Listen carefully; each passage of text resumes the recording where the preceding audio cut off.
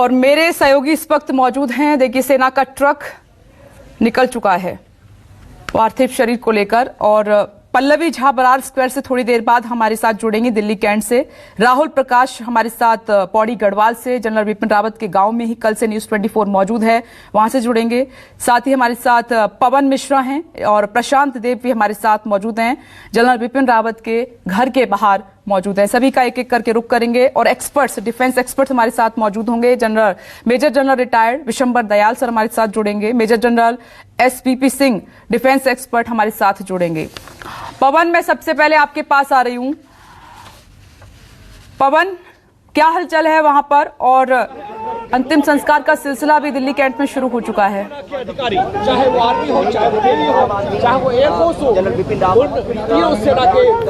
पवन, आप जनरल बिपिन रावत के घर के बाहर इस वक्त मौजूद हैं, क्या? बिल्कुल विपनेश, अभी मैंने एक तस्वीर दिखाने की कोशिश किया था कि जनरल रावत और उनकी पत्नी का जो है शव जो है यहाँ पहुंच चुका है ट्रक से, और पूरे राजकीय सम्मान के साथ अब जो है शहीद की यात्रा यहाँ पर निकाली जाएगी। आपको बता दें कि 3 मूर्ति 11 मूर्ति सरदार पटेल मार्ग होते हुए धौला कुआं के रास्ते शहीद की यात्रा यहाँ पर निकाली जाएगी। ट्रैफिक पुलिस की तरफ से एडवाइजरी भी यहाँ पर दिया गया है और तमाम तरह की यहाँ पर तैयारी शुरू हो चुका है, और लोगों के जो इनके जो जानने वाले उनके आने का यहाँ पर तांता लगा हुआ है, और आम लोग भी यहाँ पर मौजूद हैं। ऐसा नहीं है कि सिर्फ सेना के लोग में ही शोक की लहर है, जो आम लोग हैं उनके अंदर भी शोक की लहर है। उन्हें यकीन नहीं हो रहा है कि सीडीएस जो हमारे बीच नहीं रहे हैं, और थोड़ी देर पहले, चंद सेकंड पहले जो हमने विजुअल दिखाने की कोशिश किया था कि शहीद का शव यहाँ पर पहुंच चुका है और पूरे राजकीय सम्मान की तैयारी यहाँ पर हो चुकी है। रावत की जो बहन है अमेरिका में रहती हैं, वो उनका 12 सवा 12 बजे आने की यहाँ पर तैयारी है, और पूरे अब जो बताया, जो मैंने रूट की जो जानकारी आपको दी कि 3 मूर्ति 11 मूर्ति सरदार वल्लभ पटेल के साथ साथ धौला कुआं के रास्ते जो यात्रा निकाली जाएगी, उस वक्त जो है जहां जहां से यात्रा निकलेगी पूरी जो है ट्रैफिक को रोक दिया जाएगा, ट्रैफिक का आवागमन नहीं होगा। सही है, तस्वीरें हम दिखा रहे हैं कि तमाम जो लोग हैं, मिलिट्री पुलिस के अलावा तीनों सेना के जो बैंड हैं, यहाँ पर तीनों सेना के बैंड को यहाँ पर बुलाया गया है, यानी पूरे राजकीय सम्मान के साथ है। हालांकि प्रोटोकॉल का, कोविड प्रोटोकॉल का भी यहाँ पर कोशिश किया जा रहा है, लेकिन लोगों की इतनी भीड़ है, इसलिए खासे मुश्किलों का सामना यहाँ पर करना पड़ रहा है कि कैसे इस भीड़ को जो है संभाला जाएगा, क्योंकि अनुमानतः ये लगाया जा रहा है कि इस यात्रा में लगभग 1 लाख लोगों के शामिल होने की संभावना यहाँ पर बता रही है। सीधे अगर दूर से आपको तस्वीरें दिखाई दे रहा है तो तीनों सेना के जो है लोग यहाँ पर पहुंचे हैं, और पूरे राजकीय सम्मान की यहाँ पर पूरी तैयारी यहाँ पर अब शुरू हो चुकी है। साथ ही आपको बता दें कि मधुलिका रावत के परिवार के भी सदस्य यहाँ पर पहुंचे हैं, और उनका यही कहना है कि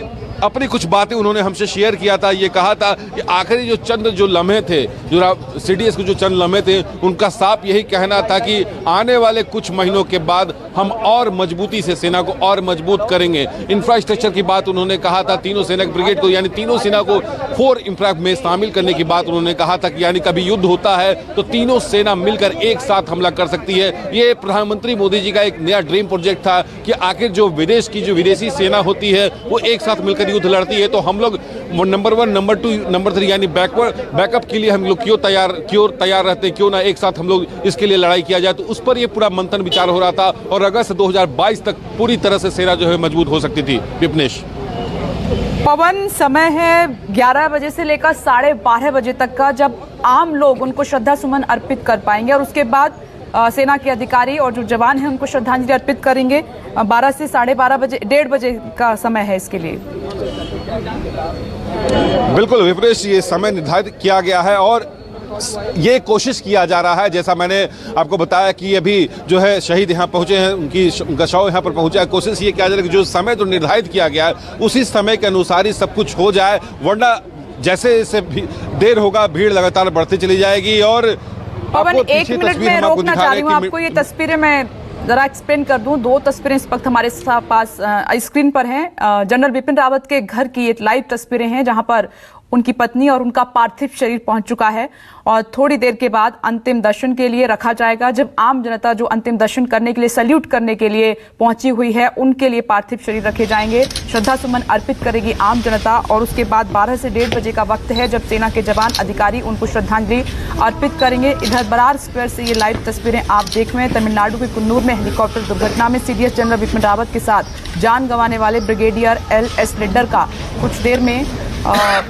अंतिम संस्कार होगा, इस पर हम थोड़ी देर में अपडेट लेंगे, क्योंकि तैयारियां पूरी हो चुकी हैं और आज सुबह उनके पार्थिव शरीर को आर्मी बेस के अस्पताल से शंकर विहार में उनके आवास ले जाया गया था। वो तस्वीरें आपने देखी और इसके बाद दिल्ली के कैंट पराड स्क्वायर में उनके अंतिम संस्कार की पूरी तैयारियां कर ली गई हैं और उन्हें अंतिम विदाई देने के लिए सेना प्रमुख जनरल MM नरवणे, नौसेना प्रमुख एडमिरल R हरि कुमार और वायुसेना प्रमुख air chief marshal VR Chaudhari भी पहुंच चुके हैं और रक्षा मंत्री राजनाथ सिंह पहुंच चुके हैं।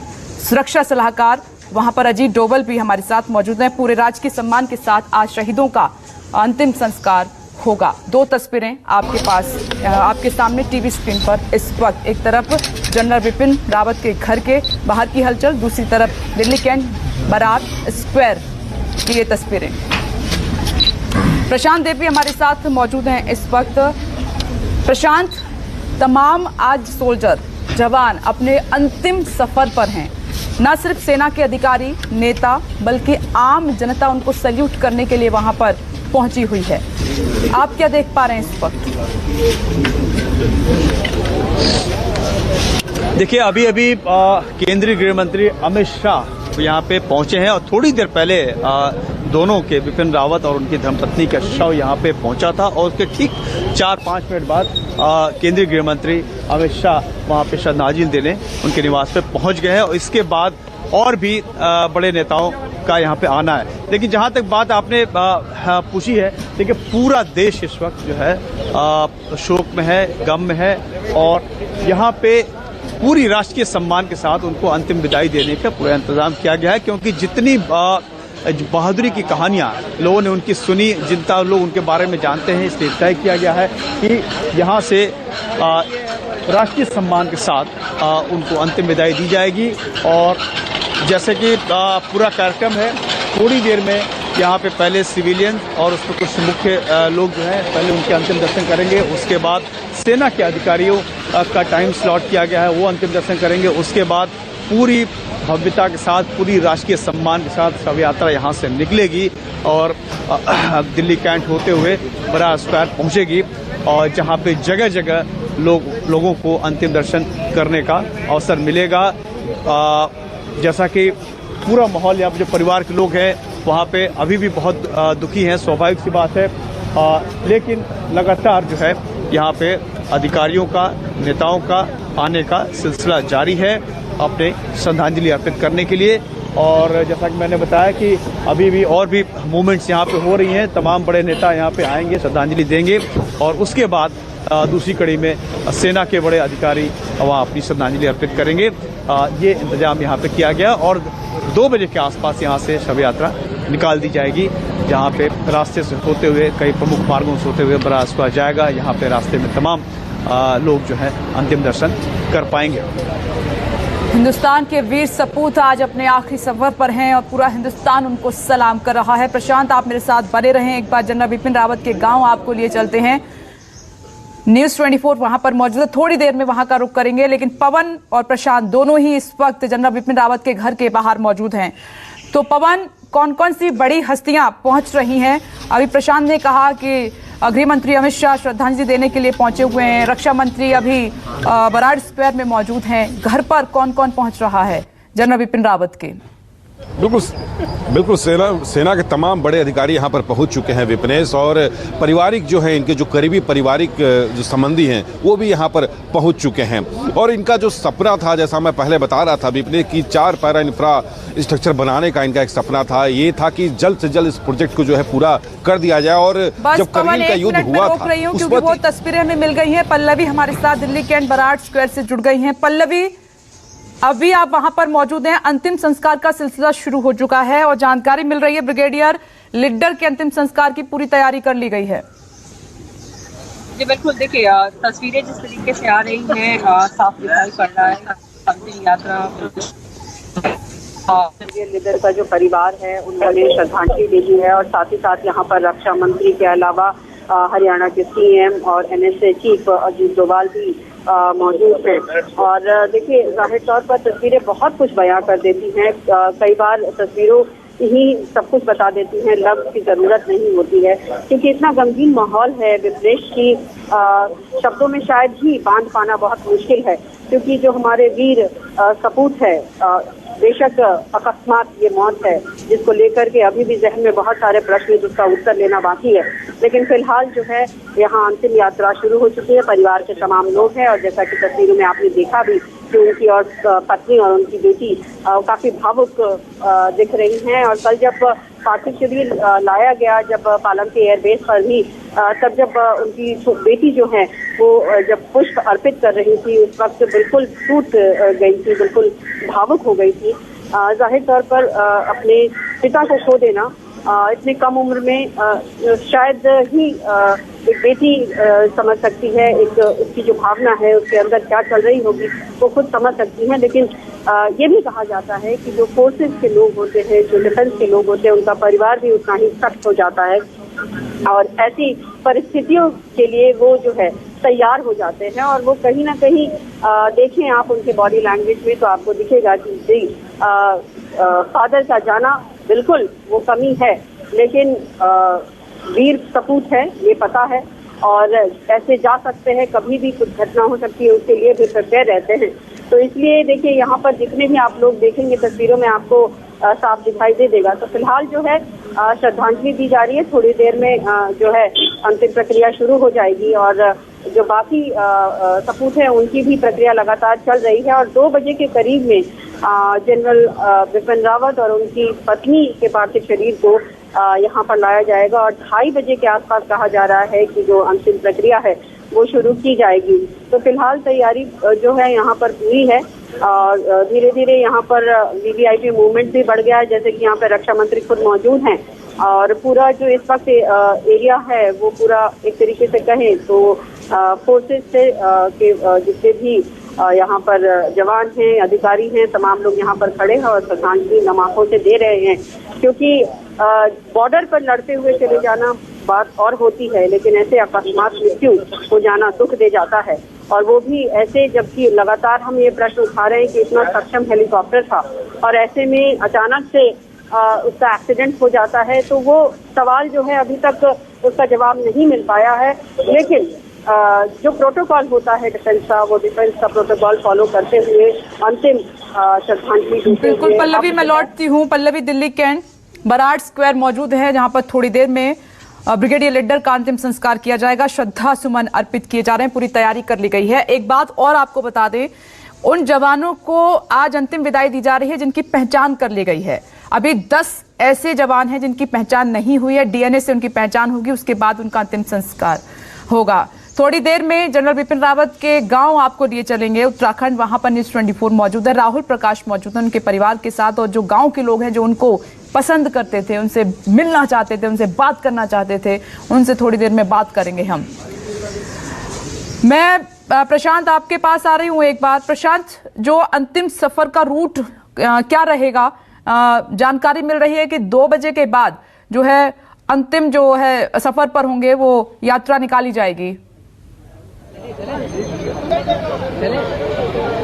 देखिए हाँ, 2 बजे के आसपास का समय शेड्यूल किया गया, हो सकता है थोड़ा आगे पीछे उसमें हो जाए क्योंकि यहाँ पे जो इंतजाम हम देख रहे हैं काफी ज्यादा मूवमेंट हो सकती है, वीआईपी मूवमेंट, सिविलियन मूवमेंट्स, सेना के अधिकारी, तो हो सकता है कि थोड़ा समय में फर्क हो, लेकिन 2 बजे का समय नियत किया गया। अब यहाँ से धौला कुआं होते हुए, कैंट होते हुए बराड़ स्क्वायर की यात्रा निकलेगी, उसमें भी समय लगेगा क्योंकि रास्ते में प्रशांत, एक मिनट, ये तस्वीरें मैं ब्रीफ कर देती हूँ। 1 मिनट आ रही हूँ प्रशांत। गृह मंत्री अमित शाह को आप देख रहे हैं, वो पहुंचे हैं जनरल बिपिन रावत के घर, उनको आखिरी सलाम करने के लिए, श्रद्धांजलि अर्पित करने के लिए। जनरल बिपिन रावत और उनकी पत्नी का पार्थिव शरीर इस वक्त उनके घर पर अंतिम दर्शन के लिए रखा गया है। गृह मंत्री अमित शाह इस वक्त आपको टीवी स्क्रीन पर नजर आ रहे हैं, साथ में जनरल बिपिन रावत की बेटियां, उनका परिवार पूरा मौजूद है। उनको ढांढस बंधाते हुए गृह मंत्री अमित शाह श्रद्धांजलि अंतिम सलाम करने के लिए पहुंचे हैं और थोड़ी देर में जो आम जनता बड़ी संख्या में पहुंची हुई है जनरल बिपिन रावत को देखने के लिए, आखिरी सलाम करने के लिए, उनके लिए पार्थिव शरीर रखा जाएगा। श्रद्धांजलि अर्पित करने के बाद गृह मंत्री अमित शाह वापस हो गए हैं वहां से। पवन, गृह मंत्री अमित शाह ने श्रद्धांजलि अर्पित की जनरल बिपिन रावत और उनकी पत्नी को। बिल्कुल विपनेश, जब भी देश में रक्षा मुद्दे पर चर्चा की जाएगी तो सीडीएस जरूर याद आएंगे, क्योंकि इनकी रक्षा कूटनीति को कोई भूल नहीं सकता है। करगिल युद्ध के बाद से ही ये जरूरत पड़ने लगी थी कि क्या हमारी सेना को फोर इंफ्रा मिल सकता है कि नहीं। फोर इंफ्रा का मतलब ये होता है कि लगातार हम लोग, अगर पैदल सेना है तो वायुसेना पर निर्भर रहती थी कि बैकअप के लिए वायुसेना को मांगा जाता था कि आइए और हमें आपकी मदद चाहिए। जहां तक बात करें, पैदल सेना के पास AK-47 राइफल हुआ करता था सरहद पर, लेकिन जनरल रावत नहीं 600 राइफल जो है लाया था और सेना के पास दिया था कि फ्रंटियर सेना के पास 600 राइफल ही रहा करेगा। पिछले कुछ महीनों की अगर बात करें तो चीन की तरफ से ये खबर आई, ग्लोबल टाइम्स ने भी ये खबर छापा था कि नेपाल में चीन उद्योग स्थापित करने में जुटा हुआ है, सड़कें बनवा रहा है और नेपाल ने भी चीन का सहयोग लिया है।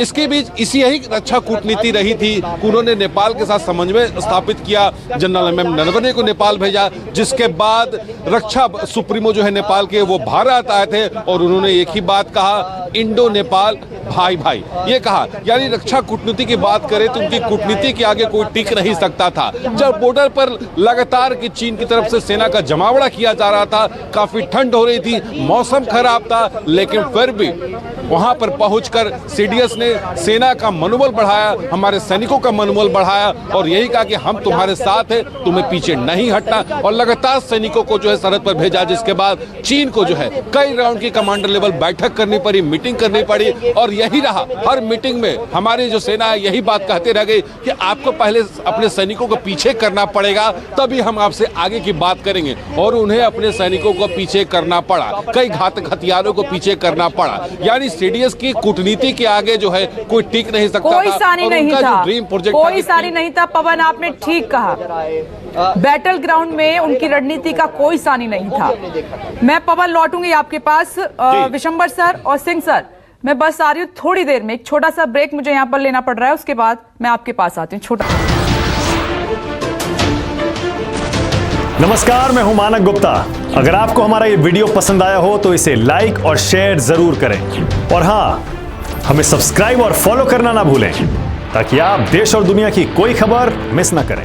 तो जुड़े रहिए हमारे साथ और देखते रहिए न्यूज़ 24।